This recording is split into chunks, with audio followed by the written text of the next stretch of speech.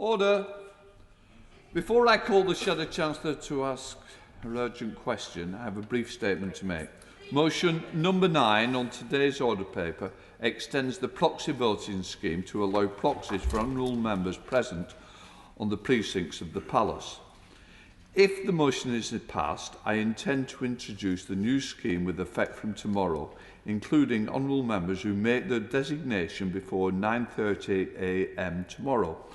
To apply for a proxy, members must email proxyvote@parliament.uk with the name of their nominated proxy. On subsequent days, notice will be given before the House rises the proceedings sitting days or 3 o'clock on a non-sitting Friday. I now call Shadow Chancellor Annalise Dodds to make her urgent question. Annalise. Thank you very much, Mr Speaker. To ask the Chancellor of the Exchequer if he will make a statement on economic support available to individuals and businesses during and after the recently announced lockdown. Secretary Barclay. Mr Speaker, yesterday the Prime Minister set out why we are introducing new measures to tackle coronavirus. This decision... Toby, I don't need this all the way through. Please, I want to get on with this statement. I've granted a UQ. I don't need the backbenches chirping. Secretary Barclay. Thank you, Mr Speaker. Yesterday, the Prime Minister set out why we are introducing new measures to tackle coronavirus. This decision is not one we would wish to take, but it responds to the soaring infection rate. And just as we have a responsibility to protect lives, we must also safeguard livelihoods. That's why the government has provided unprecedented levels of financial support throughout this crisis, a package described by the IMF as one of the best examples of coordinated action globally. This includes an extension to the coronavirus job retention scheme, where employees will receive 80% of their usual salary, up to a maximum of £2,500, while employers need only pay national insurance and pension contributions. We'll provide more support to the self-employed. We are increasing the self-employed income support scheme grant from 40% to 80% in November. This boosts the total grant from 40% to 55% for the trading profits from November to January, up to a total of £5,160, aligning it with the furlough scheme. In addition, homeowners hit by the pandemic can continue to claim a 6-month mortgage holiday, and businesses required to close can receive non-repayable grants worth up to £3,000 a month. In total, Mr Speaker, these grants are worth over £1 billion a month. We are also planning to extend the existing business loan schemes and the Future Fund to the end of January, as well as making it possible to top up bounce-back loans. Local authorities will also receive £1.1 billion to support businesses more broadly, and up to £500 million to support the local public health message through the Contain Outbreak Management Fund. We will also uplift the Barnet Guarantee this week to give Scotland, Wales and Northern Ireland further certainty over their upfront funding. And Mr Speaker, these measures build on the government's economic package that now totals over £200 billion. They will provide security to millions of people while giving businesses the flexibility to adapt and plan. And they underline our unrelenting focus on listening and responding to the damaging path of this virus. Thank you very much for granting this urgent question, Mr Speaker. The circuit breaker Labour proposed 3 weeks ago would have been shorter and more effective, so less damaging to jobs and businesses than the government's last-minute but lengthy lockdown. The cost of that Conservative delay will be counted in lives and livelihoods. So can I ask, was it the Chancellor who vetoed the circuit breaker? Why did he tell the Welsh Government it was impossible to extend furlough? And why did he dismiss those in the north who said his plans would lead to hardship? I heard from one restaurant about the strain caused by this panicked, last-minute approach. As rumours of a lockdown circulated on Friday, staff wiped away tears before putting on a brave face to customers. They didn't know whether they would be working as normal the following week, face redundancy, be paid at 67% of their normal wages, or be paid at 73%. Similarly, the self-employed endured intransigence, then rumour, before a last-minute announcement yesterday, which still leaves many people with nothing. Businesses need to know what support they'll receive if their area faces further restrictions the other side of lockdown. But the Prime Minister yesterday said they won't find out until just before those restrictions are imposed. So can the Chief Secretary tell me, how can any business plan on that basis? How can people cope with that level of insecurity? The lack of any plan for economic support is making a very, very difficult situation even worse. Will the Chancellor and his ministers finally get a grip and set out that plan for the next 6 months? Will they indicate how the different scenarios facing us will be dealt with? Not retrospectively, not at the last minute, not once businesses have gone bust and jobs have already been lost, but in advance. Will they set out a plan for support if the lockdown is extended, or if different regions or devolved nations remain under restrictions afterwards? And finally, will I continue having to drag government ministers here week after week as this government stumbles from one crisis to the next? Thank you. Minister Bartlett. Thank you, Mr. Speaker. Well, the Right Honourable Lady started by saying that the circuit breaker would be shorter. But her own front bench, when interviewed, repeatedly said that a circuit breaker would have to be repeated. And the point is that the Deputy Chief Medical Officer was clear when he said that an earlier national lockdown wouldn't have been appropriate because, as he said, the path of the virus was very low in certain areas, such as the southwest at that time, and therefore the economic damage would have been disproportionate. And I might expect some members of the House still to argue that argument, but it is surprising that the economic spokesperson for the opposition front bench will be willing to see that economic direct at odds, which you may chunt from the front. I am simply, Mr. Speaker, quoting the Deputy Chief Medical Officer, whose advice was it would be the wrong action to take at that time, and I'm pointing to the economic damage, which the Right Honourable Lady seems to see as trivial and something to be disregarded. So she then said, she then asked about whether the government, or claimed that the government had in some way dismissed certain parts of the United Kingdom. Well, if I can just gently point out that the furlough had not ended, Mr. Speaker. The furlough continued to the end of October. It's now been extended. So there has been no gap in the furlough provision. So the furlough has continued to all parts of the United Kingdom without any gap in its provision. She then says as to whether the government has a plan in place. Well, Mr. Speaker, my right honourable friend, the Chancellor, came to the House on the 24th of September and set out our winter plan for jobs. It included things such as the Kickstart scheme, which has already launched, is already up and running, providing much needed training to our constituents across the country.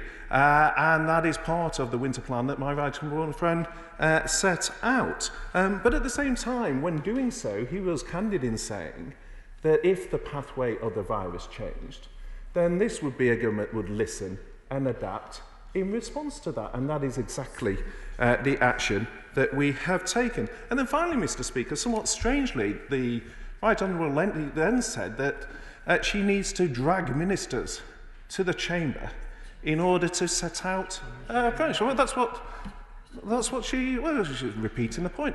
Mr. Speaker, I thought the Prime Minister was here yesterday in order to give a statement to the House. It's somewhat strange to say that the day after the Prime Minister gave a statement to the House that ministers are being dragged to the chamber in order to give an update on the position that he set out.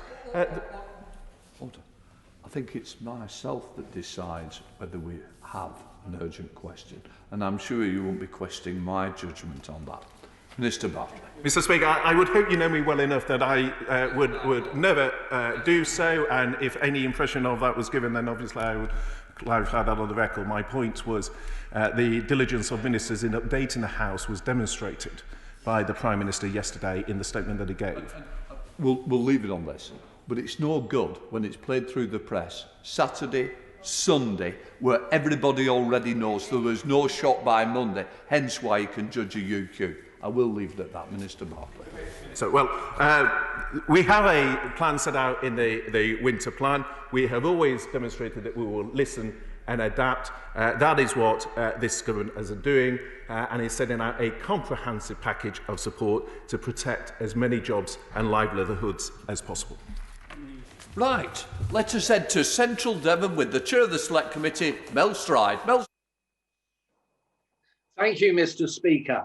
I broadly welcome the new measures that the government has brought forward to support jobs, in particular the increase in support for the self-employed, the 40% to 80% under the SEISS arrangements. However, as my right honourable friend will know, the Treasury Select Committee produced a report earlier this year in which we identified over 1 million individuals, particularly the self-employed, who are missing out on this kind of support. So could my right honourable friend update the House as to whether any of those identified in that report are now receiving support under these new measures where they were not receiving them before?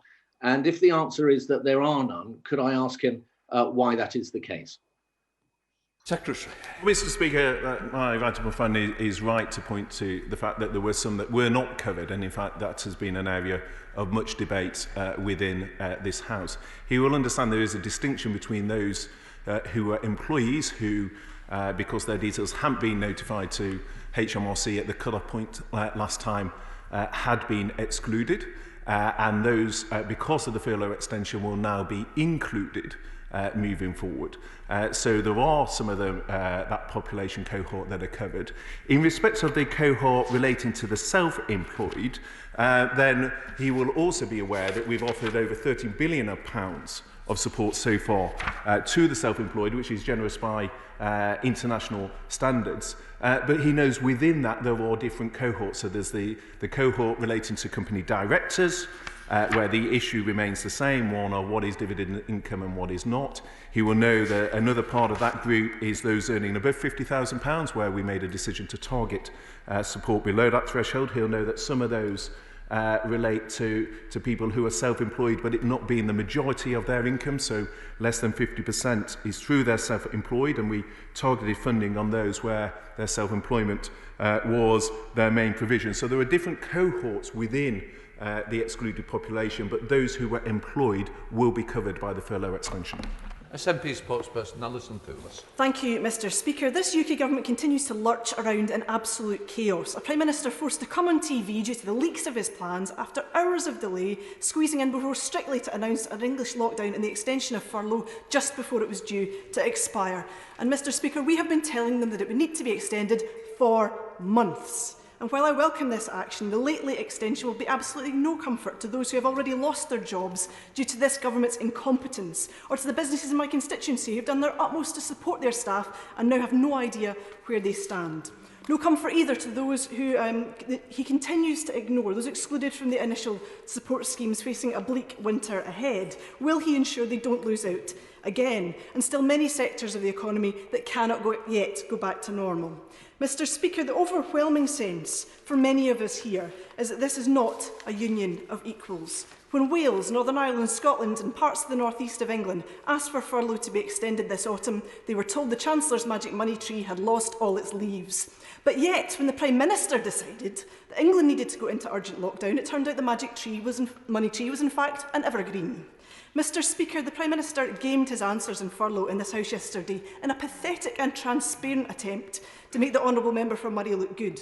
But he was contradicted by the Secretary of State for Housing, Communities and Local Government on Sky News this morning, who said it would be up to the Chancellor to decide if furlough would be available to the devolved nations after the 2nd of December. Now, Mr. Speaker, in an act of further disrespect, the Chancellor isn't even here today to answer this question. So will he be clear and will he be honest? Will the Treasury make furlough and cease available at 80% to any part of these islands that requires it after the 2nd of December?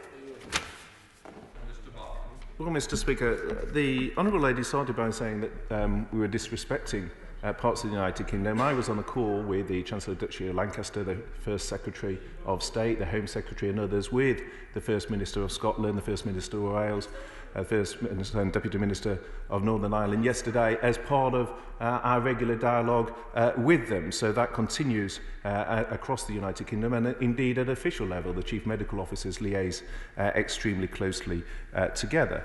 Secondly, it's somewhat both surprising and disappointing that the fact that the government has listened and introduced for the first time an upfront Barnett guarantee, which has provided the Scottish Government with £7.2 billion of funding at an earlier point than would traditionally be the case, recognising the volatility of the situation in COVID.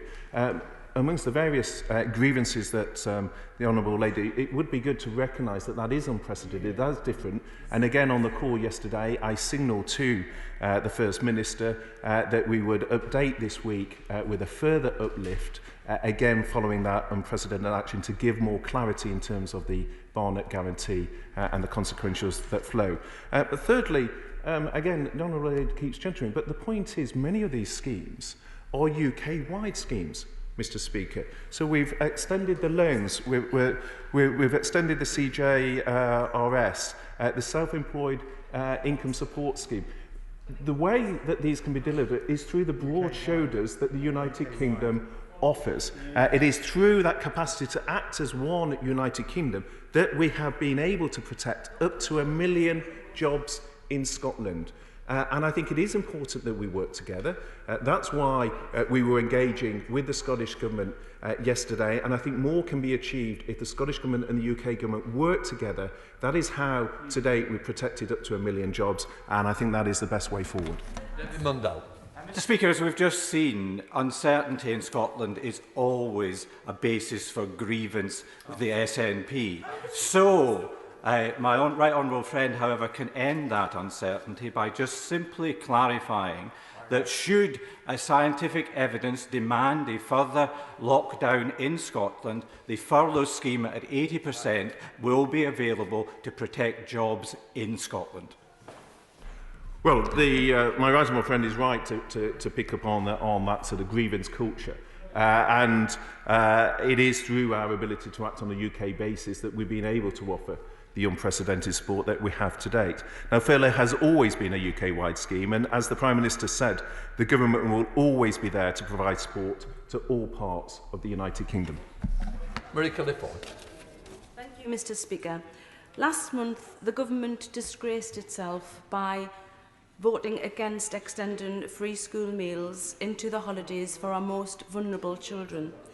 Even if the government will not reverse this cruel decision, will they at least follow Action for Children's recommendations and extend free school meals for all families in receipt of universal credit? Well, again, I think what is important is the Honourable Lady raises a very serious issue and one that all members of the House care deeply about. But it is also important to look at the package as a whole. We have put in an additional £9 billion of welfare support, recognising the increasing pressures that there are. That includes the £20 uplift on universal credit. It includes the lifting of the minimum income guarantee. It includes the various sort of package of measures. But above all, retaining jobs and getting people back into the labour market is the best way that we protect people from poverty. Let's head to Bexleyheath with Sir David Egnett. Sir David.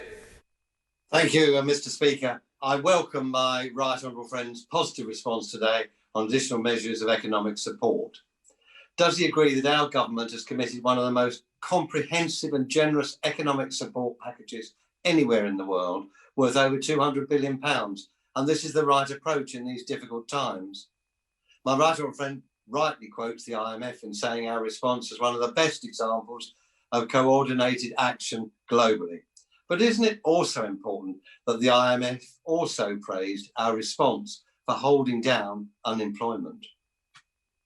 Well, Mr. Speaker, I'm very grateful to my right honourable friend for that. He's quite right to pick up on the IMF report and the comments of the director of the IMF, and it's perhaps just worth reminding the House exactly what the IMF director said, and it was, and I quote, "The UK's economic support package is one of the best examples of coordinated action that we have seen globally. I very much agree with my right honourable friend, and I think that speaks to the comprehensive package that my right honourable friend, the Chancellor, has put in place. Thank you, Mr. Speaker. Yesterday, the Prime Minister did say that funding would be available for the furlough scheme in the devolved nations, not just now, but for the future. And as the Minister has just pointed out, the furlough is a UK-wide scheme needed in all parts of the United Kingdom, not at the behest of the Chancellor. And then this morning, the Secretary of State for Housing, Communities and Local Government said that it would be a matter for the Chancellor, not the Prime Minister. So can the Minister confirm today what exactly the situation is and tell the businesses in Gower and across the United Kingdom what the situation is? And also, could he tell us who is in charge, the Chancellor or the Prime Minister? Mr. Speaker, we've already extended the furlough for the rest of this month, and as the PM said yesterday, we will always be there for all parts of the United Kingdom. Thank you, Mr. Speaker. Some of the most difficult conversations I've had this year are with Stroud's wedding and events industries and the supply chains. Great businesses like Eastington Park, Stonehouse Court, Elmore Court, Bisley Hire. They're usually thriving, but they are basically feeling ignored. They've had a stop-start situation this year, and we are nervously now looking at next year, having lost a year's revenue. Will you commit to looking at this valuable sector again to see what support we can make available, and will you meet with me to discuss this matter as well? Well, firstly, Mr. Speaker, I'm always very happy to meet with my honourable friend, and she's right to talk about a sector that has been particularly hit by the impact of the COVID pandemic. As you'll be aware, as part of the comprehensive package of support, then sectors like that qualify for the extension to the job retention scheme, the cash grants of up to £3,000 per month to businesses that are closed, and also I would point her to the 1.1 billion of additional funding that has been allocated to councils, which is a key part of the business support at their discretion that they can allocate to those businesses acutely hit within their authorities. Let's head up to Scotland with Christine Jardine. Christine Jardine. Good afternoon, Mr. Speaker. Thank you.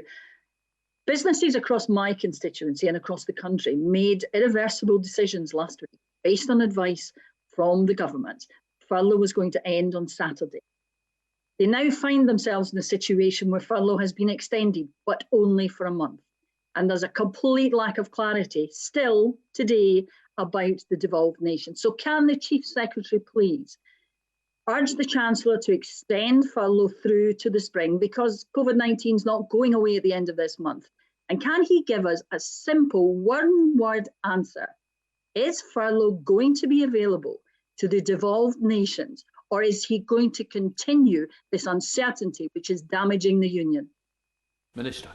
Mr. Speaker, well, at risk of repeating myself, I refer the honourable lady to the reply I gave earlier. But she did ask a specific point in terms of those who may have recently been made redundant. Again, the honourable lady chunters from a sedentary position. She asked a specific point in terms of those recently made redundant. I was just coming on to answer that precise point. And employees notified by the RTI submission to HMRC on or before the 30th October are eligible for the furlough extension, but employees employed as of the 23rd of September, which is the day of the job support scheme announcement, and notified to HMRC by RTI on or before that date, who have since been made redundant, can be rehired.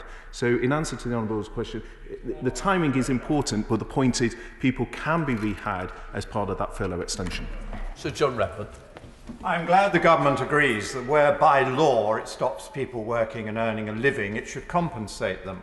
So will the government look again at the terms of the scheme for the self-employed, where there are restrictions on several categories of self-employed who have no other means of earning their living or no large company support, and be more generous?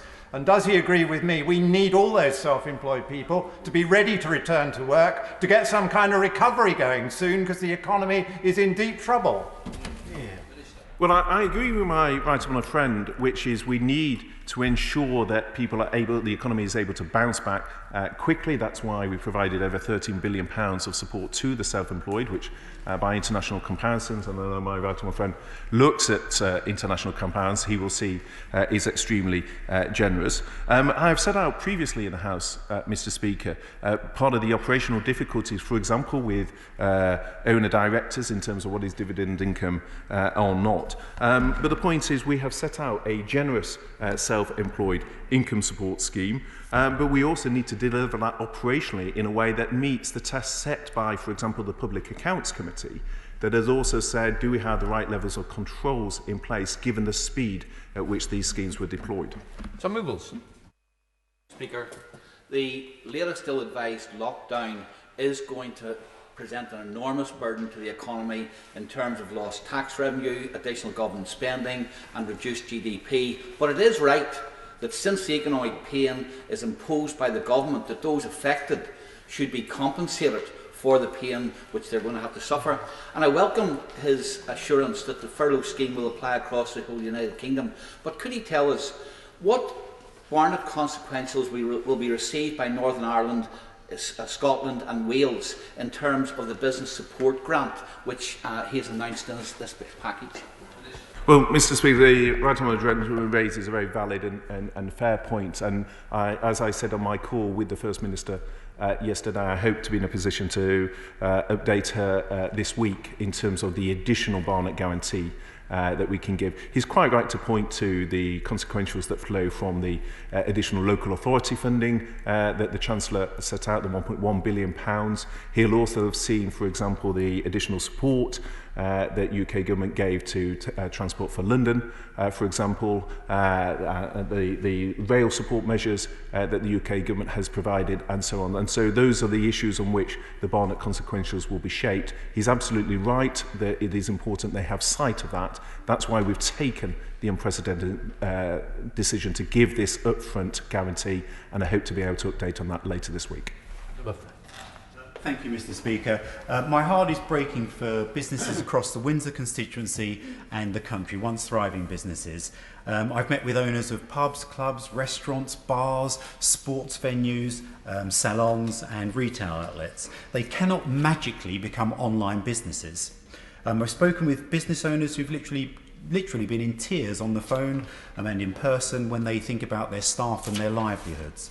So the new lockdown proposed will prove fatal to many of these businesses. And there are so many questions about the strategy, about the need for a lockdown, and about the generous support the government is trying to give. But can I contain my question to this? How does the government intend to protect retail businesses that are forced to close from the increasing dominance of online retailers who often benefit from lower business rates and tax than their terrestrial partners? Well, I know, Mr. Speaker, my honourable friend has a deep understanding of business from his career prior to coming to the House, and he's absolutely right to talk of the personal consequences, the commitment that people who set up and run businesses have made, and the devastating impact that the virus and the consequences are having. In terms of the position on tax, you know, he, from his time in the House, will know those are questions for the budget and for my right honourable friend, the Chancellor. But in terms of the support that has been given to businesses, I would direct him to the extension of the loans that we've given to help businesses with their cash flow, recognising that the biggest cost for many businesses is the fixed costs of their property, and so the up to £3,000 a month grant for those with rentable values above 51,000, and the support to local authorities, as I referenced to my honourable friend a moment ago, in terms of their discretionary support to specific businesses with local authorities. So it's part of that comprehensive package, but he's absolutely right to draw attention to the human consequence of these decisions. Carl. Thank you, Mr. Speaker. Any additional investment to help the self-employed is welcomed, and I do welcome it. Can I ask him to look at the eligibility criteria that he has set? Because with the furlough scheme, the eligibility criteria has been updated so that businesses right up to last Friday that have been registered with a bank account can apply. But for self-employed, the eligibility hasn't changed at all. It is going to exclude very many people who are self-employed from all the additional investment that is now available. Will he look at it? Well, Mr. Speaker, such has been the number of times this has been raised in the House and the campaign that it is something we have looked at. Now, some of those issues have not changed. So, for example, the difficulty of determining, referring to my right honourable friend a moment ago, what is, for example, dividend income as opposed to earned income. We did take a decision to target in terms of those below the 50,000 threshold. So some of those issues have not changed from that period before. He's right to draw the fact that the furlough does allow some of those who were excluded to now come within scope. But I would draw, Mr. Speaker, the House's attention to the fact that even within the House there is a degree of conflict here, because the Treasury Support Committee has said that we should be more willing to bring the cohort of self-employed into scope, and yet the Public Accounts Committee has expressed its concern that we need to have much stricter operational controls in terms of the risk, for example, of fraud. So you see that even between the two select committees in this House. So the different cohorts within what's known as the excluded campaign, some of those on furlough will be able to come back into scope, but much of the rationale has not changed. But of course, we continue to look at it. Martin Vickers. Thank you, Mr. Speaker. Could I seek further clarification as to the previous answer and also the point raised by my right honourable friend from Wokingham, where we have self-employed people who have in effect created a limited company and draw dividends? They are being prevented by the government from trading, and therefore, rather than just outlining the difficulties, could the Minister commit to actually saying we're going to find a way around this, so the guidance, we can actually tell our constituents what support they are going to receive during the next few weeks? Well, Mr. Speaker, for reasons that I set out some time ago to the Treasury Select Committee, and for reasons my right honourable friend the Chancellor has said, that operationally the concern with that is the risk that whilst there will, of course, be many legitimate circumstances where people wish to make a claim for that, unfortunately there will be significant risk of fraud as well. And I pointed to the fact that within the House itself, part of the challenge is how we ensure we have the right balance between the speed of delivery, and we move quickly to get schemes to people, with the operational controls we put in place. And that's why we've taken the position we have. Sandra Beckham. Thank you, Mr. Speaker. Since the last lockdown was lifted, 2 leisure centres in my constituency have not reopened. Both of the facilities were outsourced by my council due in part to the lack of funding to local authorities. Leisure centres such as these are vital to the mental health and well-being of communities that they serve. Indeed, I believe they should be defined as an essential service. I therefore ask the Minister, what will be done to ensure that this essential service and leisure centres such as St George's Antilla Leisure Centre in my constituency do not face permanent closure as a result of this incoming and any future lockdown? Well, the Honourable Lady is right to point to the pivotal nature of leisure centres within our constituencies. I think that is something that all members of the House would agree with. I draw her attention to the £4.7 billion of additional funding that we have given to local authorities as part of our response to COVID, and also the discretion that we have given local authorities in order that they can apply that funding with the local knowledge that they have, and therefore target it in the most effective way. Dr. Caroline Johnson. Thank you, Mr. Speaker.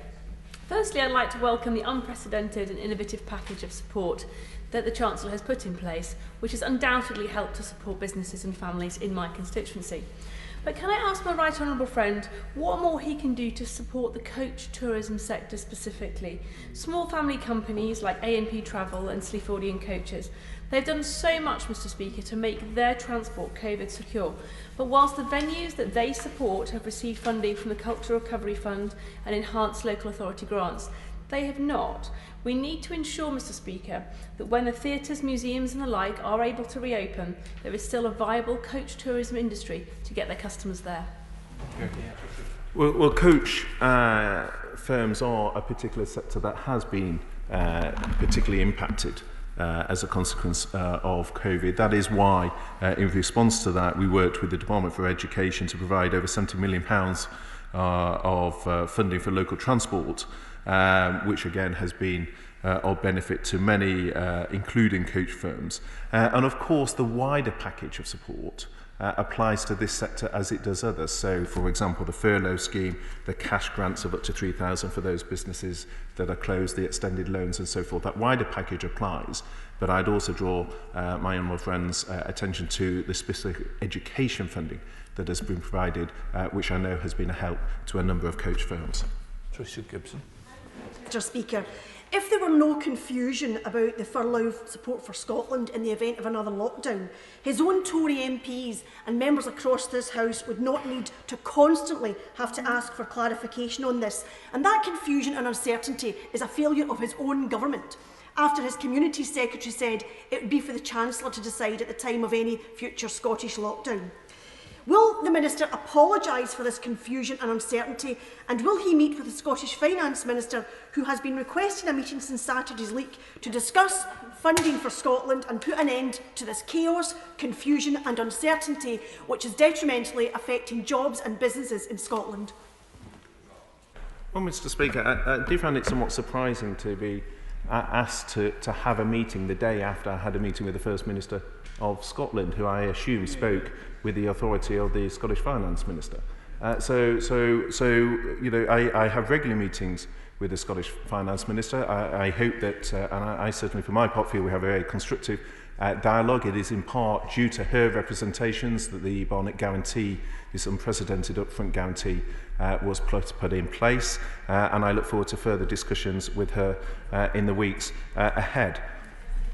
Caroline Noakes. Thank you, Mr Speaker. Pubs like the Crown in Kingsholborn are really concerned about how they will weather the coming lockdown. They make the not unreasonable point that if it is safe to sell takeaway food, it should also be safe to sell takeaway beer. Will my right honourable friend look at this anomaly and see if he can throw a lifeline to these valuable community hubs? Well, I think my right honourable friend makes an interesting point. I think she will know that in terms of the epidemiology and the guidance, then that is for my right honourable friend, the Secretary of State for Health. But she is right in terms of these questions to point to the economic impact of these measures, and that is something we continue to have close dialogue with colleagues in the Department of Health to ensure she gets the clarification she seeks. Mr Speaker, yesterday the Prime Minister stated in this House the furlough scheme is a UK-wide scheme and will continue to be available wherever it is needed. Can the Minister therefore confirm whether the Prime Minister was right and that furlough support will be available to Wales in the future should public health priorities require restrictions to be reintroduced? A simple yes or no will suffice. Well, Mr Speaker, several times now I've actually quoted what was said, and what the Prime Minister said was that the government will always be there to provide support to all parts of the United Kingdom. And I think, you know, it's worth just taking a step back and looking at the fact that through the UK-wide ability to act, that is how we have been able to provide so much support across the UK, act with schemes such as the furlough scheme, the self-employed scheme, the loans extensions and so forth. It's our ability to act across the United Kingdom that has helped many businesses weather the storm.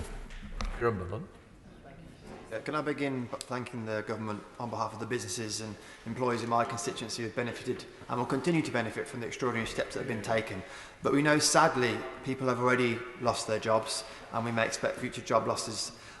What more can we do to help people to overcome this incredibly difficult time in their lives in terms of support for job seekers and for retraining? I know there are jobs out there, but it's how we get people into those jobs in growing areas. Well, my right honourable friend makes a hugely important point. It's not just the number of jobs that are lost, but it's the duration of time that people are out of those jobs that is critical in terms of mitigating the economic scarring that results from this pandemic. That is why my right honourable friend the Chancellor set out in his winter plan the plan for jobs. That included £2 billion of funding for the Kickstart scheme. I'm very pleased, I was speaking to the Secretary of State for DWP this morning. I'm very pleased to hear the progress that has already been made on the Kickstart scheme. That is up and running and providing support to 16 to 24-year-olds across our constituencies, and it's part of that wider package of support on training, the tripling of traineeships, the £2,000 for apprenticeships, the £2 billion on Kickstart, and of course as we accelerate our infrastructure and bring back the green jobs, such as the decarbonisation of public buildings, that also offers new opportunities for training as we deliver that record infrastructure investment. We're now heading to Brighton with Caroline Lucas. Caroline Lucas. Thank you, Mr. Speaker. The new grant scheme for businesses in the hospitality, leisure and accommodation sector is welcome. But those in my Brighton constituency need to know that all small and medium-sized enterprises in that sector will benefit. In particular, will he scrap the business rates link and the rateable value cap from previous schemes, which caused such hardship because they meant, for example, that business tenants in shared buildings got nothing, or that a pub owner in Brighton lost out because rateable values here are higher than in a place like Bolton, for example? Can he reassure them that they will not lose out again? Well, I think, Mr. Speaker, firstly, it is perfectly fair and reasonable to target the level of support shaped by the rateable value of the property, and that is what my right and friend, the Chancellor, has done. But she is also right to point to the fact that within different local authorities there are different pressures. And that is why in the £1.1 billion that has been allocated, we have given discretion to local authorities in terms of their ability to then target support to businesses in the way that best meets the local need. Craig Whittaker. Thank you, Mr. Speaker. And can I thank my right honourable friend and the whole team at Treasury for a remarkable job they're doing at these very difficult times. I do want to highlight, though, the plight of those people and businesses who have fallen through the financial gap, if I may. Businesses that, through no fault of their own, have had to cease trading or are trading at massive reduction in productivity without grants or access to salary. Not because the government's closed their business, but because they're in the supply chain that supplies the businesses that the government have closed. I wonder if my right honourable friend could at least give some reassurances that consideration is being given to these businesses that have suffered huge losses in the last 9 months. People like Little Valley Brewery in the Calder Valley and the Robin Wood Education Outdoor Centre. Well, my honourable friend is absolutely right to pick out the specific challenges of the supply chain, often because they supply multiple sectors. And therefore, some of the issues that apply in one sector, they're not within that sector, but they supply across a number of sectors. So he's absolutely right in terms of the issue. Part of the reason we've taken the universal approach in terms of the wider package of schemes, whether on support for cash flow, the loans, the grants, whether on the direct measures to support the labour market in terms of the furlough and the self-employed income support schemes, is to recognise that once one tries to draw demarcation between sectors, one of the sectors where that becomes very difficult is in the supply chain. So part of the package of support that applies to the supply sector is through those universal schemes, but he's absolutely right in terms of the issues that they face. Let's head to Gateshead with Ian Mearns. Ian Mearns. Very grateful, Mr. Speaker.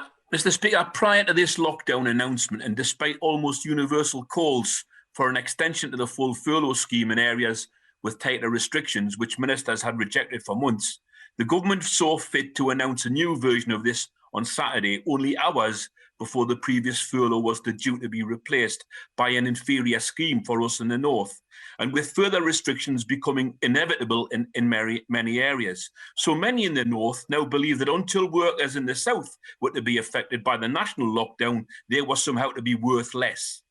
Mr. Speaker, businesses in Gateshead and elsewhere are desperate for clarity and certainty to help them in their planning to know and how and if they can survive.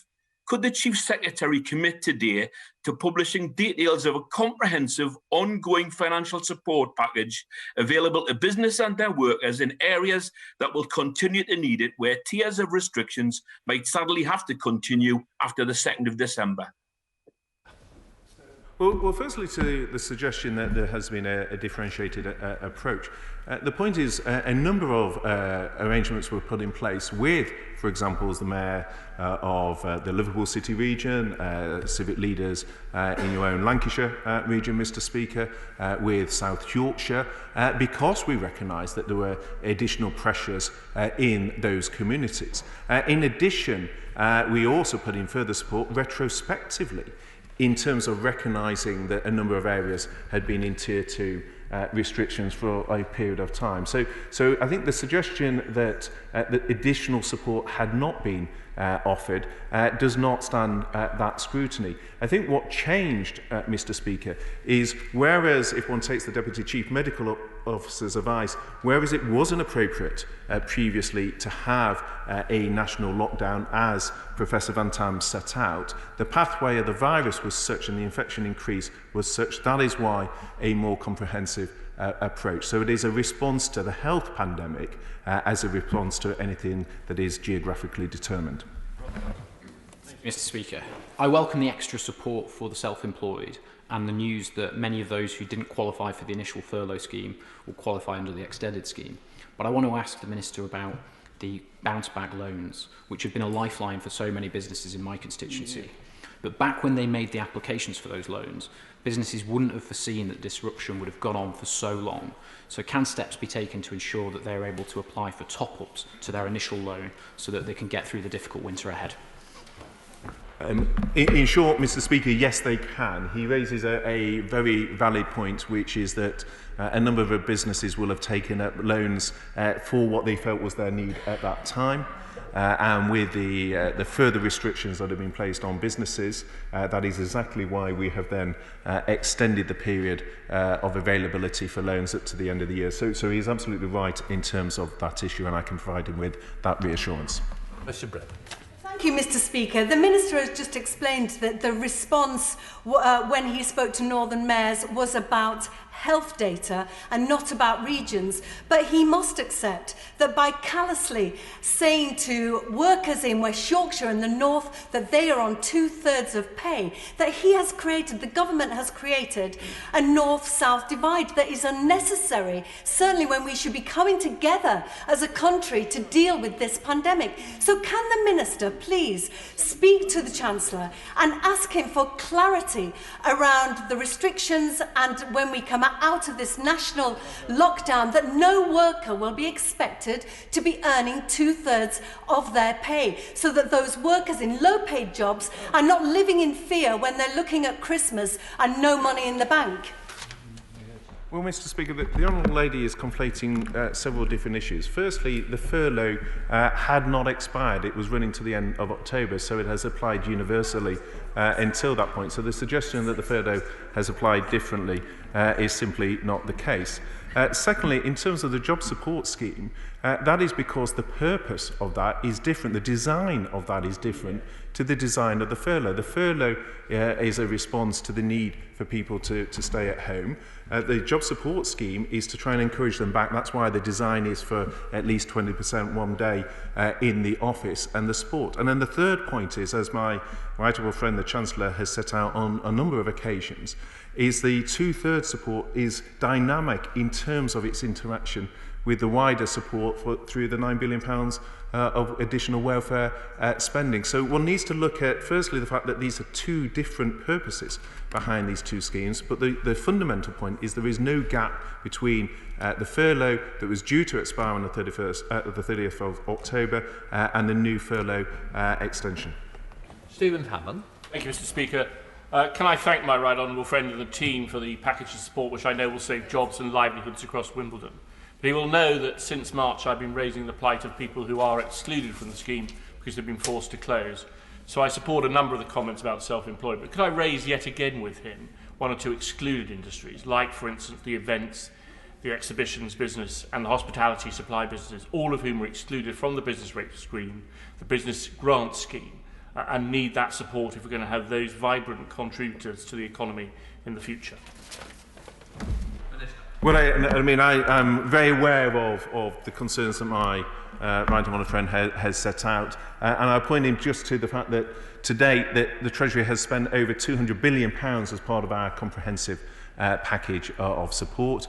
We have applied a universal approach in terms of the furlough and the loans, the business grants and so forth from a sort of consistency point of view, but I remain happy to have further discussions with him in the weeks ahead. Let's head up to Scotland with Martin Docherty-Hughes. Martin Docherty-Hughes. Thank you, Mr. Speaker. While welcoming the news that the support will return to 80%, many regret here in West Dunbartonshire and across Scotland that it's been made last minute, when many would have already made life-changing decisions in anticipation the rate would be reduced. So to give those we will rely on to rebuild our economy some degree of certainty, will the Minister commit the government to fill the gaps in the scheme so that freelancers and creatives, the excluded, can start to grow the companies of tomorrow?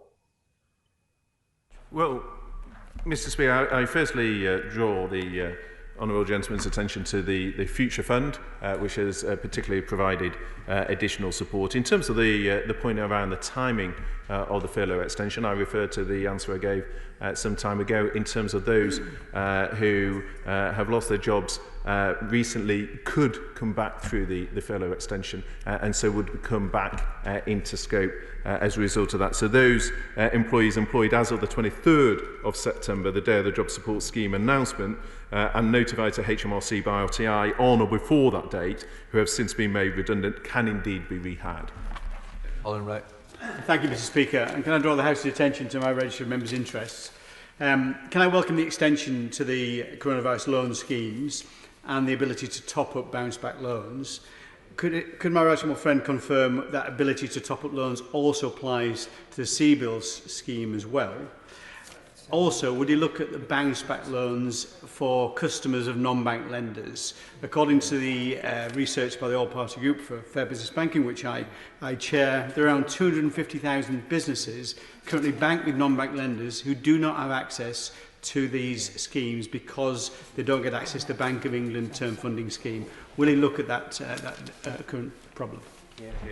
Well, Mr. Speaker, I can probably go one better than looking at it myself, from the fact that my honourable friend, the Economic Secretary, who leads on these matters within the Treasury, will have heard his representations and will do so. I know he is looking at the issue in terms of CBILS specifically, and I think there's 28 creditors in terms of his second point, but I know my honourable friend will follow up with him. Weston. Thank you, Mr. Speaker. The Chief Secretary will be aware that many businesses feel as though the government has acted arbitrarily, imposing restrictions on their sectors, and none more so than the hospitality and the pub sector, with the 10 p.m. curfew. But local independent brewers such as Slaughterhouse and Church Farm in my constituency, and also independent pubs that they serve, such as Somerville and the old post office, in the first lockdown they were able to sell takeaway alcohol, but that's being banned by the government. That will damage that sector dramatically. What has the Chancellor got against pubs?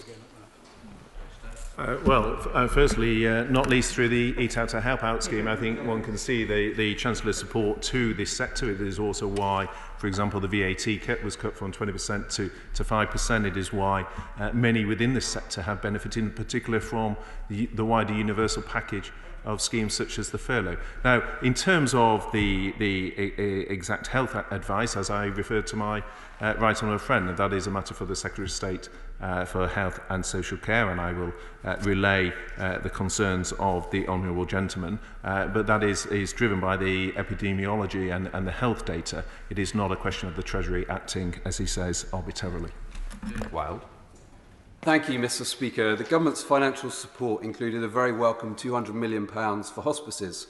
However, Norfolk Hospice in my constituency has warned that the national restrictions and closure of charity shops will result in a loss of income for them of £100,000.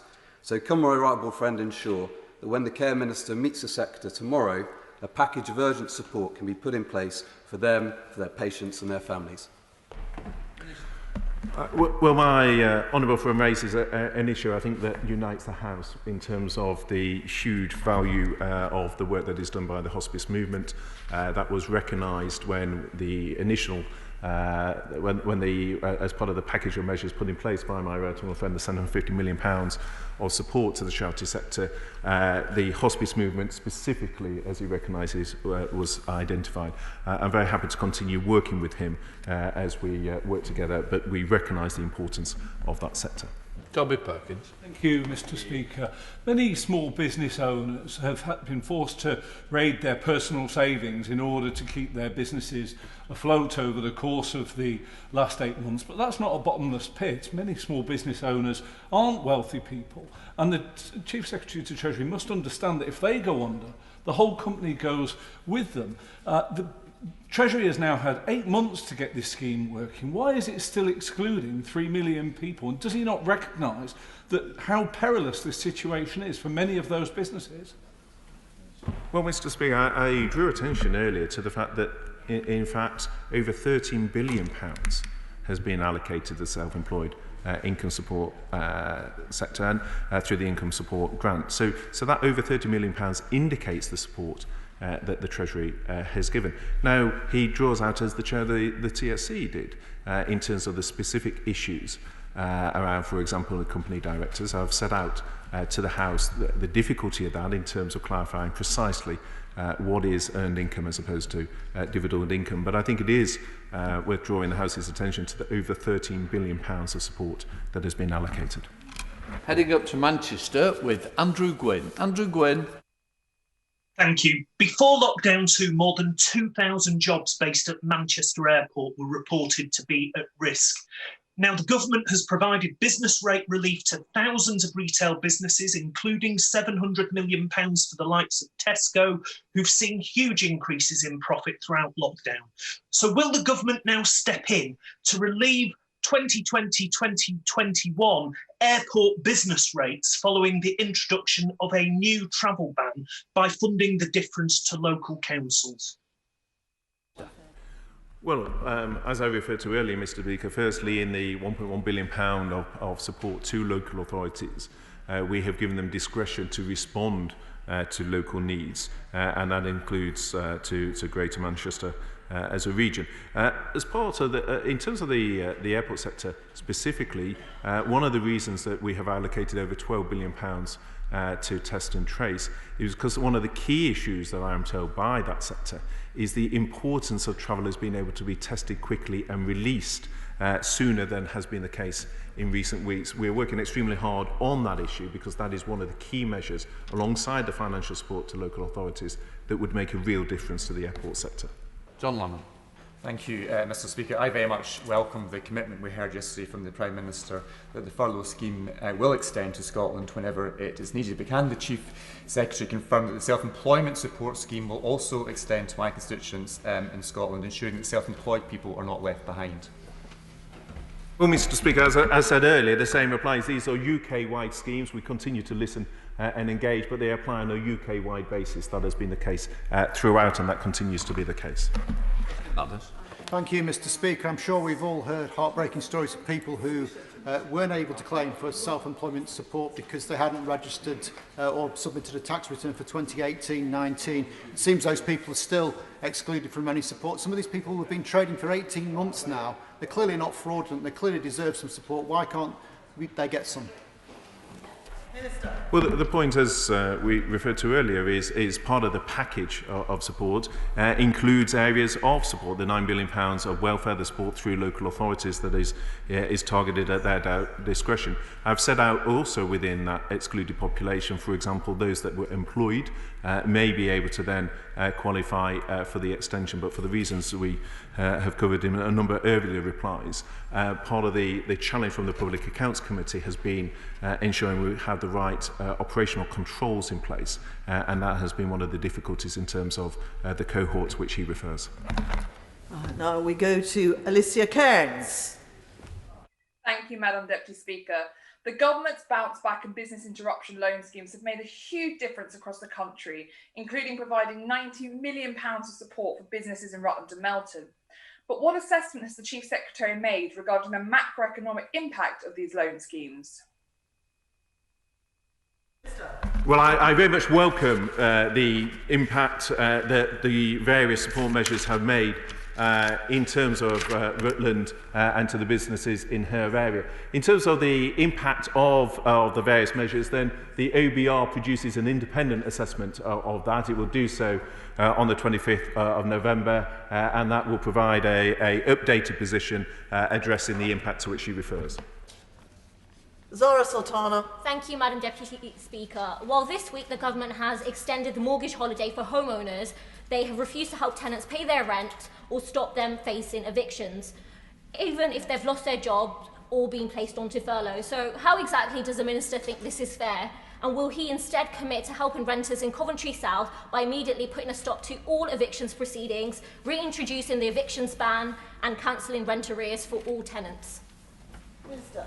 Well, there is, of course, a balance in terms of the interests of those that are renting, but also those who rent out properties, who also have financial pressures that need to be balanced. She referred to the support that has been given, but the best support that can be given to those facing such bills is to help as many people as possible retain their jobs, and that is fundamentally what the package of support we put in place seeks to achieve.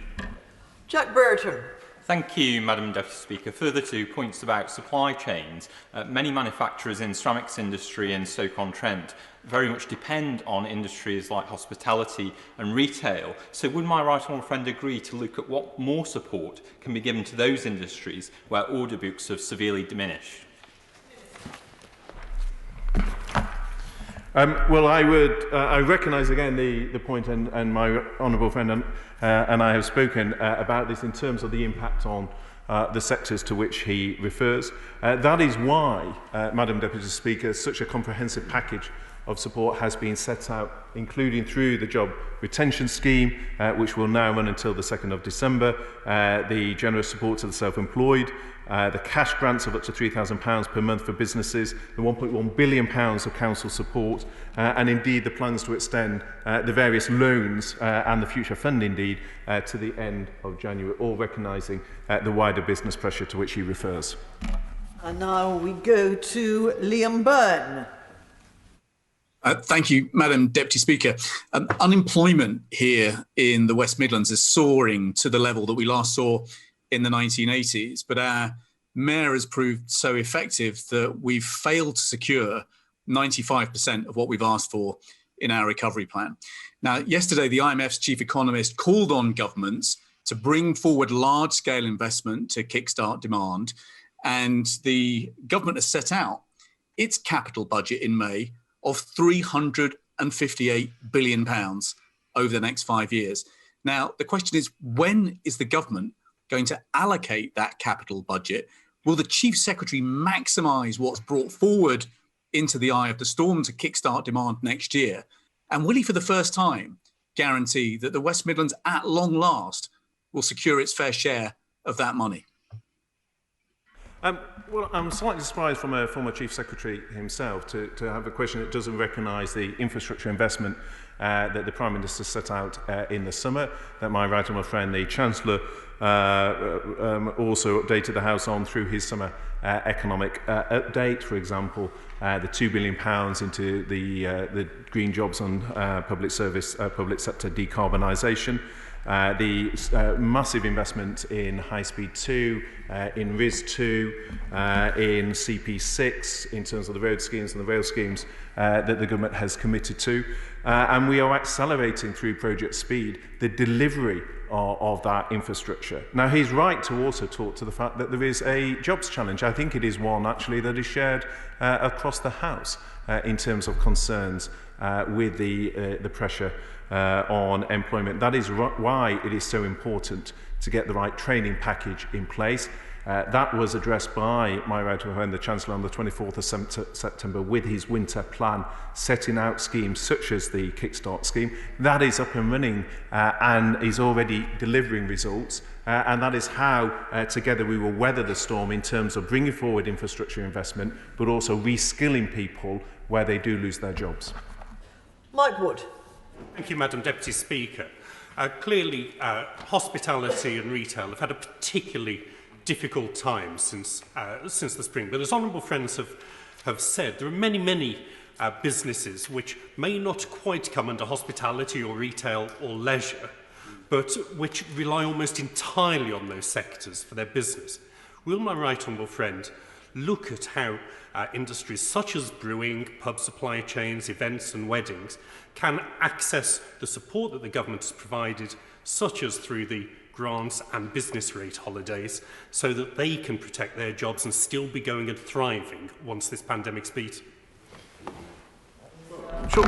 Firstly, I refer to the reply Madam Deputy Speaker I gave earlier in terms of the universal nature of the package. There are areas, another one which he didn't mention is the fishing sector, where again they were particularly impacted both through the supply of the restaurant trade, but also their exports, which were also hit. And again, we have listened to concerns there, and we've put some additional support. But the best way we will support businesses, whether in the wedding sector, others, is by getting the virus down. That is why we've taken the comprehensive measures that we have over the next 4 weeks, because that is the best way then to be able to open up those sectors and get those people that have been furloughed or have been supported through the self-employed onto the job support scheme, where they will then qualify for the furlough bonus, which will be further support that is available. And now we go to Glenrothes to Peter Grant. Thank you, Madam Deputy Speaker. For all the Minister's sweet talking, the simple fact is that nearly 8 months after the first lockdown was imposed, millions of self-employed people and owners of small businesses are still being excluded from government support. The Minister has spoken approvingly of comments from a recent Public Accounts Committee report today, so could I draw his attention to the committee's 20th report of this session, unanimously agreed by a committee with a Conservative majority. The committee is disappointed that so long after the beginning of the pandemic, HMRC has still not made sufficient use of its data to identify small businesses that have been left out of previous support packages and therefore maximise taxpayer eligibility for grant support. Can the Minister not accept that the committee's disappointment reflects a widely held view across all parties in this House, and that it's time for the excluded $3 million to be supported by actions, not just words? Well, I have to say I'm somewhat surprised, Madam Deputy Speaker, that the Honourable Gentleman talks of actions when, as a result of our ability to operate UK-wide, we've been able to support nearly a million jobs in Scotland.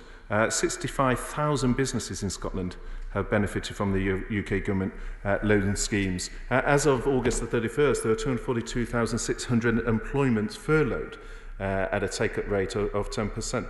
There has been significant support offered to businesses in Scotland, as indeed across the UK, and it will be and it's odd that the Honourable Gentleman talks about actions and ignores nearly a million jobs that have been supported as a result of the actions the UK government has taken.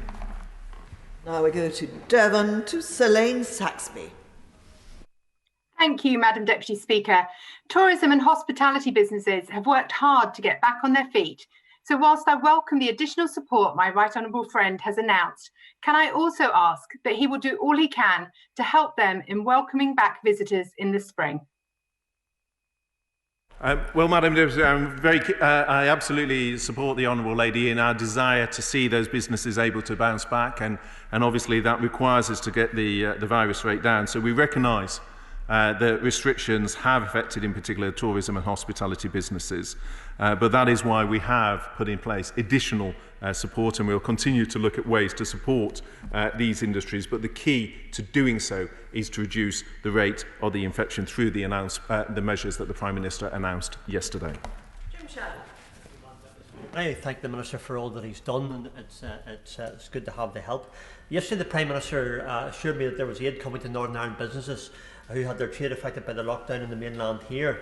Can the Minister perhaps outline the form that this aid will take place for our suppliers who will have to cease operations, ever mindful of the difference that there is regionally in the Northern Ireland circuit break and here in the mainland tier 1, 2 and 3. On Thursday night it becomes a total lockdown here, and we will be coming out of the circuit break come next week. So what help can businesses in Northern Ireland who are travelling across the water with their supplies? Well, my honourable friend is right to talk of the impact on businesses in Northern Ireland, and part of that being through the interconnectivity with the rest of the United Kingdom. That is why through the enhanced Barnet guarantee that, as I referred in my earlier answer, we will update the Northern Ireland Executive this week, but through that unprecedented action to give an upfront guarantee that will enable the Northern Ireland Executive to provide support to businesses, and of course it will be for them to determine the exact scope that business support is applied by. Now we go to Peter Bone. Thank you, Madam Deputy Speaker. And first, could I congratulate the Chief Secretary to the Treasury and the government team for the support they've given the British people during this pandemic. I understand that Number 10 has confirmed that there has been a full economic impact assessment done by the Treasury. I wonder if the Chief Secretary could confirm that and when it will be published. It would be very helpful if it was published before tomorrow's vote. Well, of course, Madam Deputy Speaker, as you would expect, all decisions are informed by economic analysis. But in terms of an impact assessment, the OBR will update their forecasts on the 25th of November. And it's right that we have an independent forecast, and that will be produced in a matter of weeks. John Asper. Thank you, Madam Deputy Speaker. Yesterday, the Prime Minister said that he will be doing much more to support the voluntary sector, bearing in mind that 10% of charities are likely to fold, with a deficit of £10 billion accumulated over 6 months. What more will the Treasury be putting on the table, and when will that be apparent? Well, as my right honourable friend has already set out, we put in place a package of support for the charity sector of £750 million as part of the over £200 billion of support that we have given. But as he has also said, and I think clearly demonstrated over recent months, he will continue to listen and adapt as circumstances require. Now we go to Ruth Cadbury. Ruth Cadbury. Thank you, Madam Deputy Speaker. In response to earlier questions, the Minister said the government was reluctant to extend additional financial support to the self-employed because of the need for strict financial controls. So why is the Chancellor's team not as concerned about financial discipline when committing £12 billion of public sector money to the private sector for COVID programmes, and doing so without basic procurement disciplines around proven competency, value for money, and minimum performance targets? Well, it is simply not correct, Madam Deputy Speaker, because the Department for Health, to whom we have allocated funding for track and trace, is subject to managing public money rules in the same way as any other department. They are subject to the decisions of their accounting officer and their ministers in the usual way. So the normal managing public money rules would apply. I'm terribly sorry. I missed out the Honourable Gentleman from St Ives. Derek Thomas. Thank you, Madam Deputy Speaker. I hope it's worth waiting for. So can I thank the Chief Secretary for all that is being done to help my constituents, West Cornwall and on Scilly. One of the great successes of recent years is the job growth across Cornwall, and that is because of small businesses have been set up by entrepreneurs, by individuals who know they can't get a big job in big business because they don't exist in Cornwall. And so they've set up their business. And the problem is they're very early in their business, they're growing, they're maturing, they're flourishing, but this year has been a disaster for them. Now, they're in a point now where they just don't know if it's worth continuing because of this second lockdown being announced. They just don't know what the future holds. Will the Chief Secretary look very carefully at how we can encourage these people to stick with it, but also look at, as we've discussed already this afternoon many times, the support that is available to them, to these fledgling businesses, so that they really have the finances to sustain these jobs, to make sure these businesses can be part of the recovery that we so badly will need next year and beyond. Well, as my honourable friend knows, and it was largely down to his representations that specific support was put in place, for example, to maintain the ferry link, that I know was critical within his constituents, and he deserves great credit for the convincing case that he presented to the Treasury, which secured that additional funding. In terms of the wider point, in terms of support to the business community, it is in recognition of the importance of those small businesses that the government has allocated over £13 billion of support to the self-employed income support scheme. But it is also why my right honourable friend, the Chancellor, has put in place additional measures such as extending the loans that are available to help those businesses get through this period to hopefully the more beneficial period as we come out of the winter period. Aaron Bell. Thank you, Madam Deputy Speaker. Thank the Chief Secretary for his statement. I thank all the Treasury team for all the work they've done throughout this pandemic, the agility they've shown in rapidly changing circumstances. And could I also put on record a thanks to those people who've had to implement that. The IT systems in HMRC have stood up incredibly well to a lot of brand new schemes. Now, my constituents in Newcastle-under-Lyme will welcome the extension and enhancement of Furlough and the self-employed scheme. For their benefit and for the benefit of the whole House, could he set out how the generosity of those schemes compares internationally and how we're doing in this country compared to the rest of the world? Well, firstly, can I thank my honourable friend for recognising the huge contribution of officials in HMRC, Treasury and indeed across Whitehall in ensuring that that business support was delivered at the pace that it has been. In terms of the international comparison, I would draw my honourable friend's attention to the report of the Director of the IMF just last week, which I think probably is the best illustration of the way that the UK package of support is seen as offering one of the most comprehensive packages of support.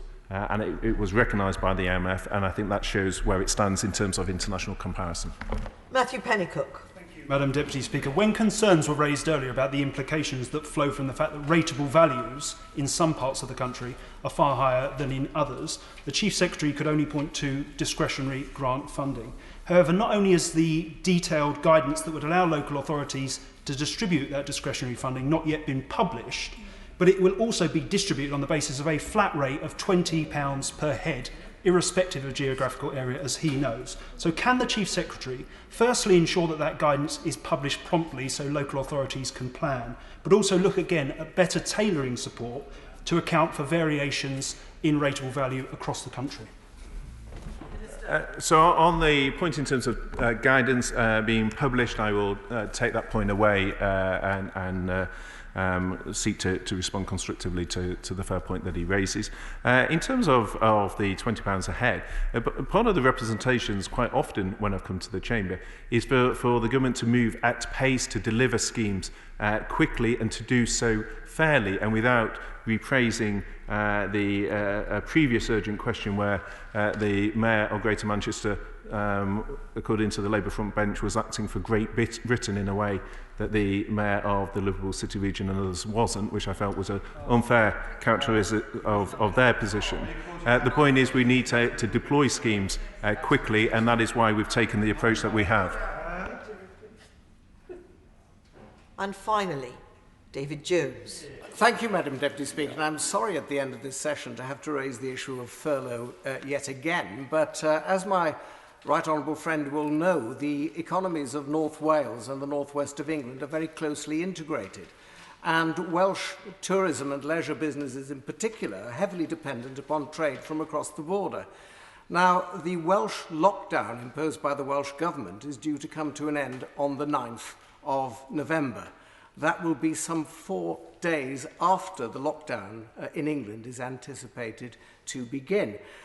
Welsh leisure businesses and tourism businesses will not be precluded from reopening by the Welsh Government, but in reality it will be purposeless for them to do so because the trade from England will not be there. So can my right honourable friend say whether Welsh businesses that are affected in this way, that is by lockdown measures imposed in England, will be able to access the coronavirus job retention scheme? Well, I know, Madam Deputy Speaker, my right honourable friend is a strong supporter of the Union, and part of the strength of the furlough scheme has been its ability to support across the United Kingdom. It is a UK-wide scheme, and it is through the Treasury's ability to operate on a UK-wide scheme that we've been able to put in place the over £200 billion of support, which is the comprehensive package which to refer to the question a moment ago, which is why it stands international comparison in terms of its scale and also its speed. That was recognised by the IMF director just last week, and the furlough will continue to be a UK-wide scheme. Thank you. In order to allow the safe exit of honourable members participating in this item of business and the safe arrival of those anticipating the next item of business, we will adjourn for. We will suspend. No, we won't adjourn. No, we will suspend the House for 3 minutes. Order.